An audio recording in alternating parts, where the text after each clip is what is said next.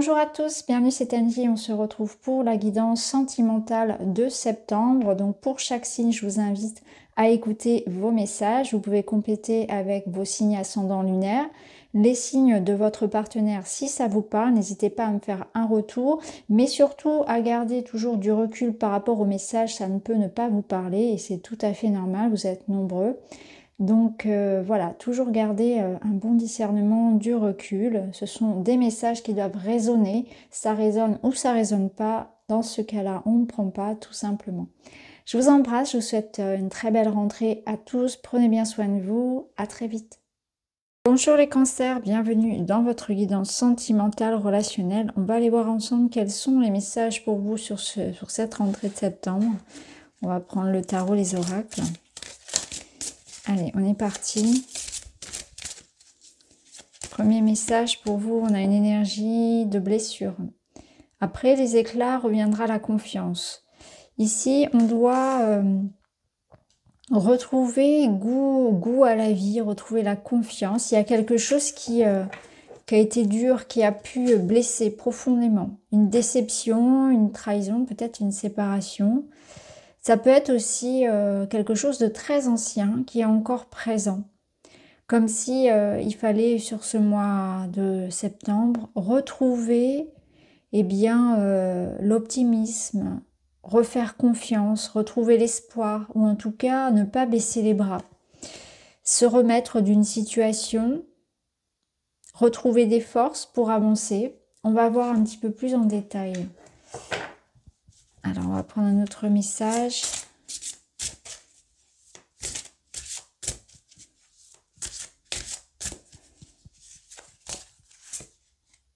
Vous avez l'effet miroir. Observez le monde autour de vous et vous découvrirez votre intériorité.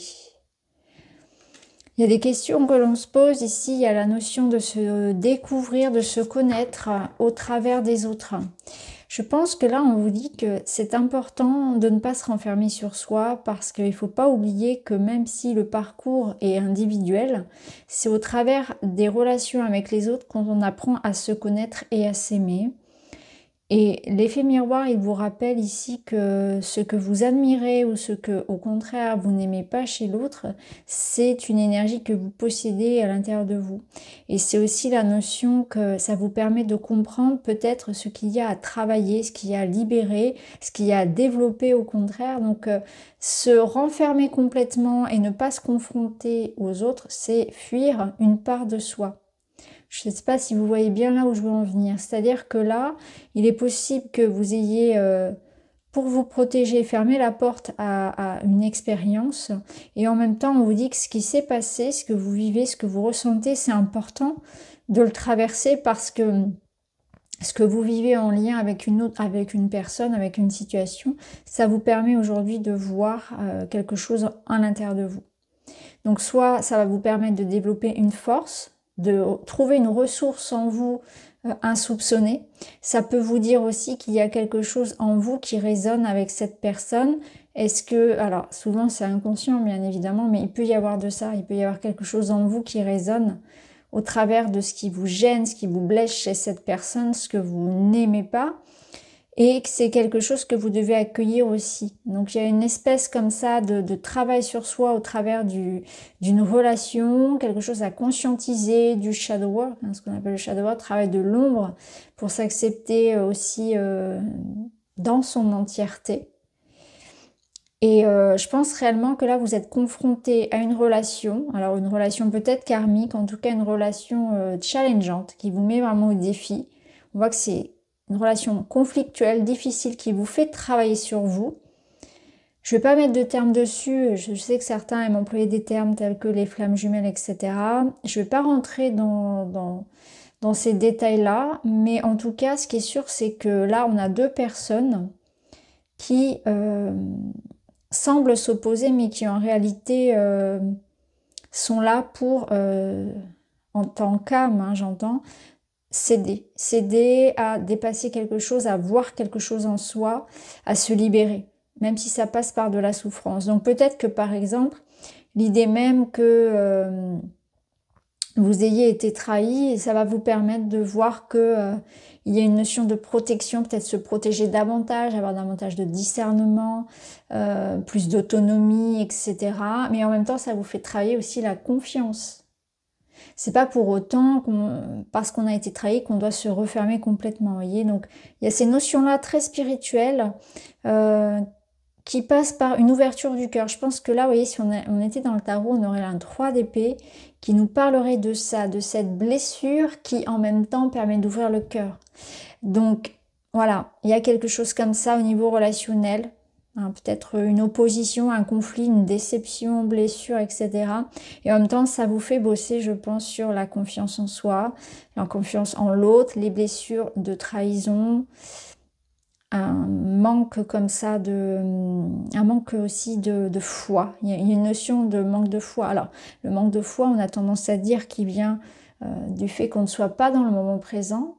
Ça veut dire qu'on est anxieux vis-à-vis de l'avenir et donc on doit revenir en présence à l'instant. Ici, tout va bien. C'est un petit peu ça, grosso modo pour résumer. Mais là, voilà. Bon, on va voir. On va aller voir plus loin parce que là, après, je vais partir dans quelque chose de beaucoup trop spirituel et je veux quand même que ça reste très concret.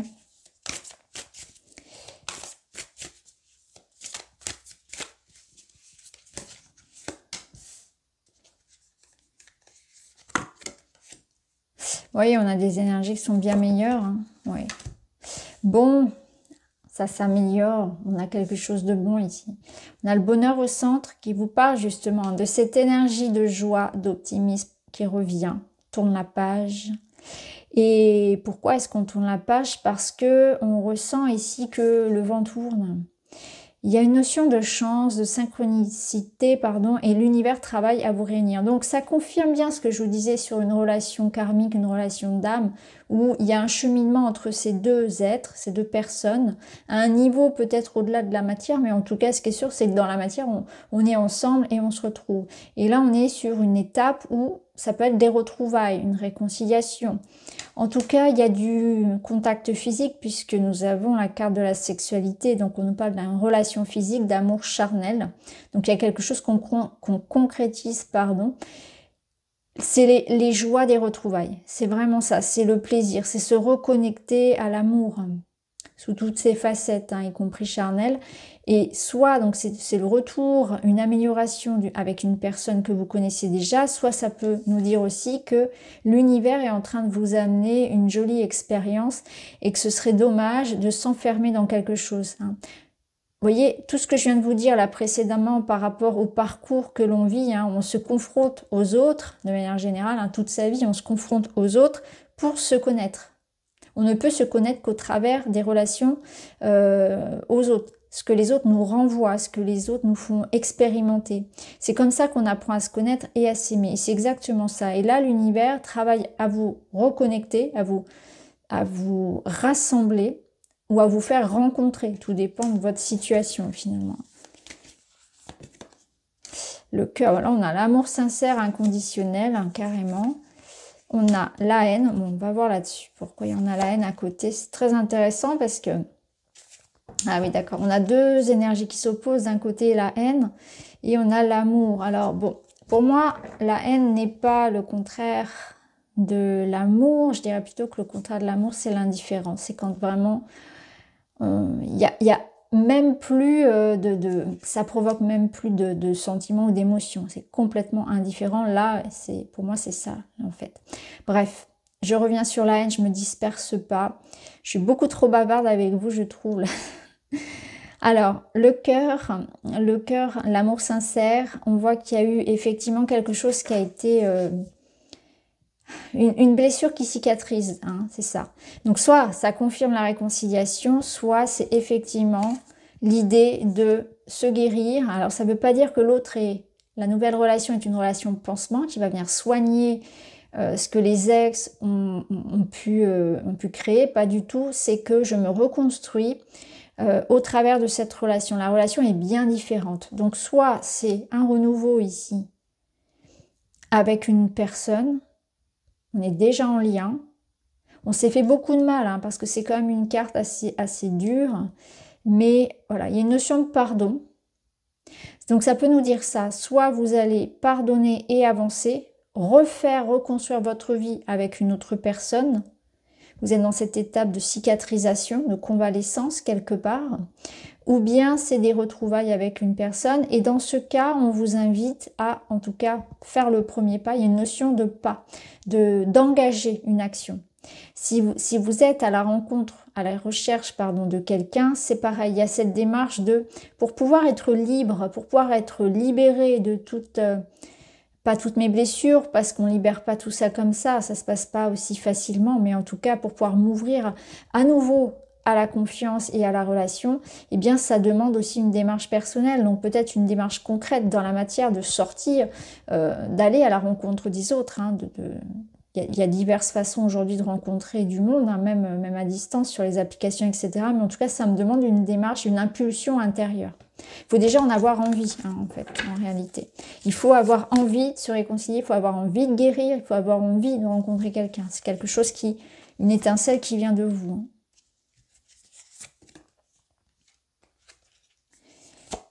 Ah bon, je vais prendre les deux, elles sont mises toutes les deux ensemble. Alors, ici on a... Ok. Là, on vous dit clairement, c'est un message bien précis, on vous dit clairement que il faut arrêter de sortir d'une espèce d'illusion ou d'enfermement dans quelque chose qui se répète. Au bout d'un moment, il faut arrêter de voir toujours les mêmes schémas se répéter dans votre vie. Donc soit avec quelqu'un, soit vous avez cette sensation de toujours accueillir dans votre vie les mêmes personnes, de revivre les mêmes situations. Alors, il y a bien cette notion de karmique, parce qu'ici, on a les vies antérieures, donc on a vraiment quelque chose comme ça, où on vous dit, vous connaissez d'autres vies, il y a comme du karma à régler ensemble, hein, il y a un apprentissage ici, mais en tout cas, il y a quelque chose à conscientiser. Conscientiser que certaines choses se répètent dans votre vie.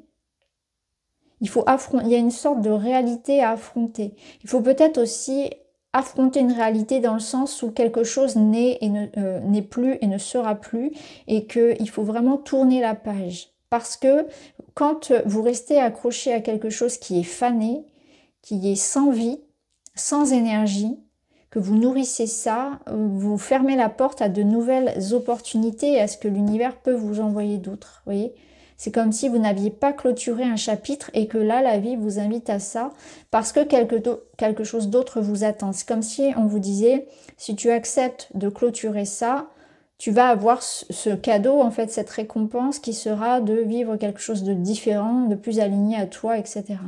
Donc il faut en terminer avec ça. Il faut en terminer peut-être de s'accrocher à des personnes qui ne sont pas disponibles ou où il n'y a pas de réciprocité, ou alors c'est des relations ambiguës, mais ça ne mène à rien. C'est un petit peu ça. Il faut arrêter d'accepter de ne pas avoir à la hauteur de ce que vous méritez, de ne pas recevoir autant que vous donnez. Il y a une remise en question ici par rapport à vos schémas, par rapport à ce qui se répète, par rapport à vos comportements amoureux, pour pouvoir accueillir quelque chose de mieux finalement. Parce que là, sinon, on vous dit, bah oui, mais tu te complains dans quelque chose que tu nourris toi-même. En quelque sorte, c'est ça. Il y a une notion de responsabilité à accueillir. Alors, on va voir d'autres cartes. Là, on a recevoir des nouvelles. Donc, il y a de la communication, des réflexions et trahison, manipulation, mensonge. Oui, je pense que là, on vous invite à trier ce qui arrive à vous. Hein. Faites attention. Il pourrait y avoir une forme d'influence, peut-être de l'extérieur. Vérifiez les informations qui viennent à vous. Et ça, c'est une énergie que j'ai donnée à un autre signe aussi. Alors, je ne sais pas ce qui se passe sur septembre, mais il y a beaucoup d'interférences au niveau du relationnel. Les gens qui se mêlent un petit peu de ce qui ne les regarde pas. Il y a peut-être aussi des préjugés, des a priori. Quand on ne sait pas tout, on ne sait rien finalement. Et il y a la notion aussi, avec la trahison et la manipulation. Donc là, il y a quelqu'un qui n'est pas vrai, mais est-ce que ça pourrait être vous aussi?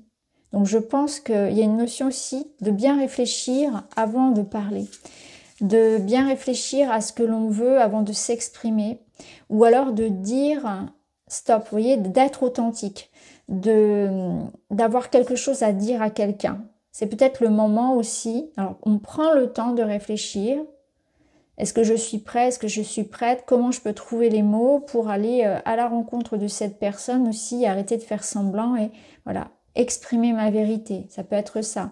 Ça peut être aussi quelqu'un qui, effectivement, manipule ou semble faux. Et je pense qu'il y a une prise de distance aussi. Voilà, peut-être fermer la porte à certaines personnes. Vous allez sentir, vous allez conscientiser que cette personne vous ment quelque part.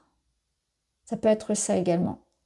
Ou peut-être se détacher émotionnellement du mal que l'on a pu vous faire ou de ce que les gens disent, d'une forme de, voilà, vous savez, il y a des gens qui surveillent sur les réseaux sociaux, etc. Vous voyez, tout ça, les gens qui parlent, les gens qui s'intéressent d'un petit peu trop près à votre vie aussi, hein. Se détacher de tout ça, prendre ça avec voilà, beaucoup de légèreté finalement. Alors on va continuer, on va prendre un autre message pour vous.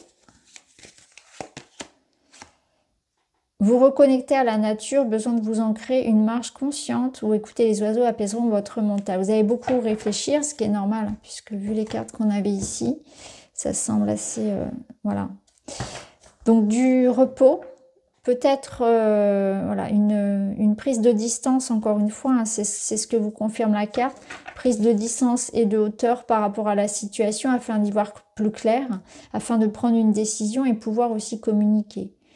Je pense que vous avez besoin aussi d'être moins dans la tête et d'être plus dans la matière. Donc ça peut passer par des activités d'ancrage, donc le sport, le jardinage, la nature, etc. Et être dans le moment présent. Vraiment, c'est ça. C'est le passé qui n'existe plus, dont vous n'avez plus besoin parce que ça nourrit certainement des émotions de tristesse et de rancœur, de colère. Et l'avenir qui semble, voilà, qui nourrit l'anxiété. Donc c'est vraiment ce besoin d'être ici dans l'instant. Alors, ouais. Je suis pas étonnée de voir cette carte parce que on y voit quelqu'un ici qui protège son chakra du cœur. C'est comme si plus personne ne peut entrer ici dans l'espace du cœur. Vraiment, on est enfermé. On est peut-être un peu têtu, on campe un peu aussi sur ses positions, on s'enferme quelque part, il s'enferme tout seul et il devient presque agressif vis-à-vis de toutes les personnes qui viennent autour de lui. Parce que certainement il a souffert, hein, sinon il ne se protégerait pas autant. Mais du coup, il ferme la porte à toutes les opportunités aussi. Il est beaucoup trop sur la défensive, beaucoup trop agressif vis-à-vis des autres. Ça peut vous inviter aussi à passer à l'action, hein, sortir justement de cet enfermement, passer à l'action, prendre les devants, engager des démarches, prendre des initiatives. C'est aussi vous défendre et poser des limites dans certains cas, mais ne pas tomber dans cet extrême-là, hein, ne pas tomber du coup non plus dans quelque chose de trop autoritaire, mais cette notion quand même de poser des limites à certaines personnes, et ça rejoint un peu ce qu'on avait vu ici là, avec la fourberie. Peut-être que certains ont besoin d'être recadrés, certaines choses, pardon, ont besoin d'être recadrées, d'où voilà, ces discussions qui seront importantes.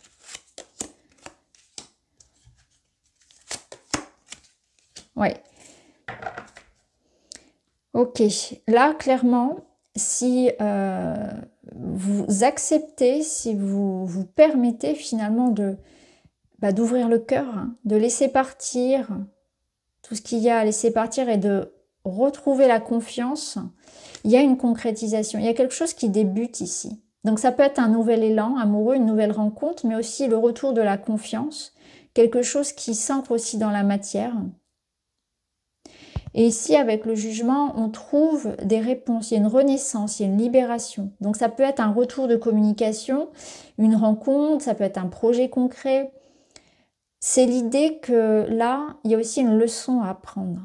Là, ce qui s'est passé, comme je vous l'avais dit tout à l'heure avec l'effet miroir, c'est j'ai appris au travers de cette étape-là que je viens de traverser, eh bien, comment me défendre, mais sans non plus tomber dans un excès, sans non plus m'enfermer. Apprendre à avoir plus de discernement, peut-être, pas toujours faire confiance à tout le monde non plus. Et j'ai appris vraiment aussi à poser des limites, hein, à me faire respecter. Il y a la notion de respect.